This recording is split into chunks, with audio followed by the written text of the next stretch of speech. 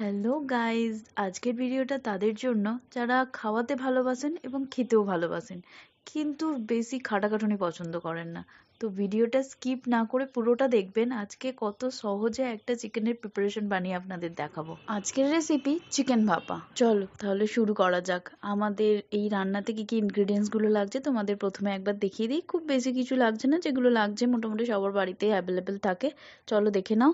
এখানে লাগছে হলুদ গুঁড়ো, নুন, লঙ্কা গুঁড়ো, সর্ষে, আদা রসুন বাটা, পোস্ত, কাজু, আর পেঁয়াজ কুচি, সর্ষের তেল, আর হচ্ছে যে টক দই, আর চিকেন তো আছেই। আমি এখানে 400 গ্রাম বোনলেস চিকেন ইউজ করেছি। এবার আমি এইগুলো দিয়ে একটা পেস্ট বানিয়ে নেব। আজকে আমি পেস্ট বানানোর জন্য শিলনোড়া ইউজ করেছি। ঠাকুমার মুখে শুনেছি শিলনোড়াতে বাটলে নাকি তার টেস্টটাই আলাদা হয়, তো ট্রাই করে দেখলাম আজকে।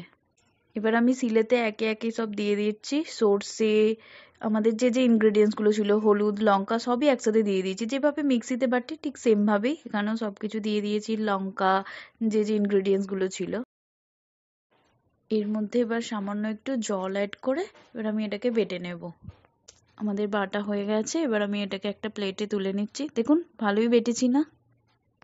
এবার আমি একটা কড়াতে সামান্য সর্ষের তেল দিয়ে দুটো এলাচ দিয়ে আর এই পেঁয়াজ কুচিটা একটু ভেজে নেব।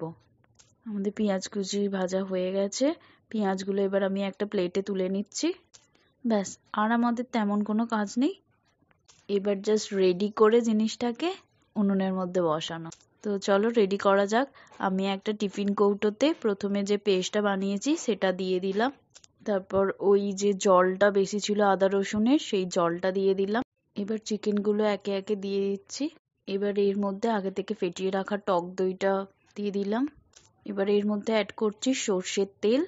এই রান্নাটা কিন্তু সর্ষের তেলেই হবে, তাহলে ঝাঁঝটা ভালো পাওয়া যায়। এরপর ভালো করে জিনিসটাকে মিক্স করে নেব। ভালো করে মেশানো হয়ে গেলে ওপর থেকে ওই যে আগে থেকে ভেজে রাখা পেঁয়াজগুলো ছড়িয়ে দেব। উপরে দুটো গোটা কাঁচা লঙ্কা দিয়ে দিলাম। এবার টিফিন কৌটের ঢাকনা বন্ধ করে আমি এটাকে ভাপে দিয়ে দিলাম।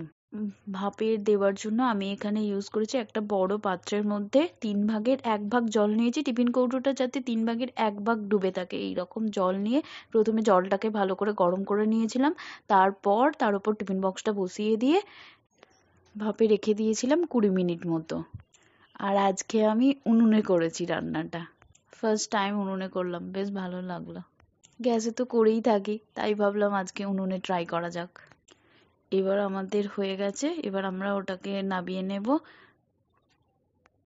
কি আপনারা এক্সাইটেড তো দেখার জন্য কেমন হলো?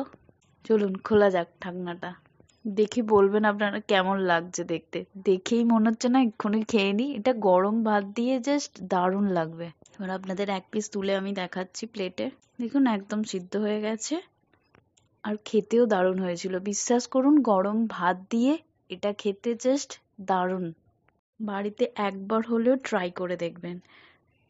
সবশেষে যদি ভিডিওটা ভালো লেগে থাকে লাইক, কমেন্ট, শেয়ার করবেন আর অবশ্যই সাবস্ক্রাইব করতে ভুলবেন না।